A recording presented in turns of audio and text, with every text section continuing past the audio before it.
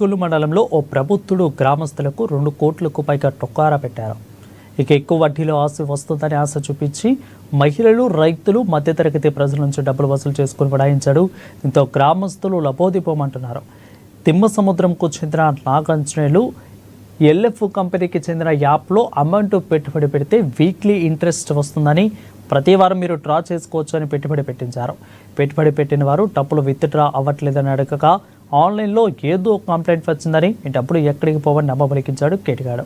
అదే గ్రామస్తులకు ఎవరికి చెప్పకుండా రాత్రికి రాత్రి ఉడాయించాడు ఆ కేటిగాడు.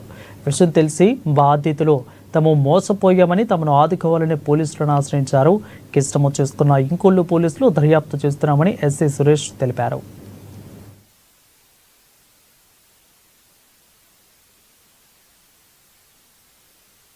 ఈ ఎల్ఎఫ్ యాప్ ద్వారా అందరూ మోసపోయి ఉన్నారు.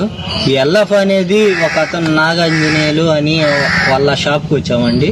అతను వచ్చేలేకి ఎల్ఎఫ్ లో అమౌంట్ వేస్తే మనకి ఎక్కువ అమౌంట్ వచ్చింది అని చెప్పి మనకి చెప్పేసి ఉన్నారు. అలా మేము కూడా అమౌంట్ వేసాము. వేస్తే ఆ అమౌంట్ అనేది మనకి క్లారిటీగా రాలేదు. అప్పట్లోకి ఆ అమౌంట్ వేసేలేకి ఆ యాప్ ఆగిపోయింది. మేము ఇప్పుడు అందరం తిమ్మసముద్రంలో అందరం రోడ్డును పడి ఉన్నామండి. ఈ వడ్డీలకి వాటికి తీసుకొచ్చి మేము సాధారణ రైతులం. మేము పేదోళ్ళం అండి. మా బాధలు లేదన్నా ఆలోచించి మీరు పైనున్న అధికారులు మా లాంటి వాళ్ళని పట్టించుకుంటారని మేము మనస్ఫూర్తిగా కోరుకుంటున్నాం. ఇదిగోండి చూడండి ప్రూఫ్. ఈ ఎల్ఎఫ్లో 50,000 వేసానండి. క్లైమ్లో 5 లక్షలు అయిందండి. ఇప్పుడు ఎవరు కడతారండి అవి? మీరేదన్నా పై అధికారులు ఏదన్నా మమ్మల్ని పట్టించుకొని ఇలాగే నాలాంటి వాళ్ళు మోసపోకూడదని నేను మనస్ఫూర్తిగా కోరుకుంటున్నాను సార్.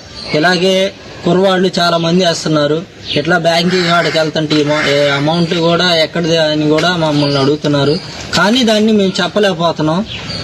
అది సాధారణ మా అమౌంట్ కూడా మా అకౌంట్ను కూడా సీజ్ చేసేస్తున్నారండి. అందుకని ఇక మేము ఎలా డబ్బులు వేసుకోమన్నా అతను ఒక యాప్లో మీరు మనీ కట్టి ఇన్వెస్ట్మెంట్ చేస్తే దాన్ని మీకు ఇంకొంచెం ఎక్కువ అమౌంట్ వస్తుందని ఆశ చూపి చాలా మంది దాంట్లో మనీ పెట్టడం, తర్వాత ఆ అమౌంట్ అనేది కొంతమందికి కొంత అమౌంట్ రావడం, దాన్ని చూసి ఇంకొకరు రావడం, దానివల్ల చాలా మంది కట్టి లాక్ అయిపోయి తద్వారా ఆ యాప్ అనేది పనిచేయకుండా ఆగిపోవడం జరిగింది. దీన్ని బట్టి మనం చూస్తున్నాం నిత్యం మనకు తెలుసు చదువుకున్న ఎలా కట్టిన వాళ్ళు, చదువుకున్న వాళ్ళు, చదువు రాని వాళ్ళు, ప్లస్ ఈ పనులు చేసుకున్న వాళ్ళు చాలా మంది ఈ మనీ మీద ఆశతోటే మనకి ఇలా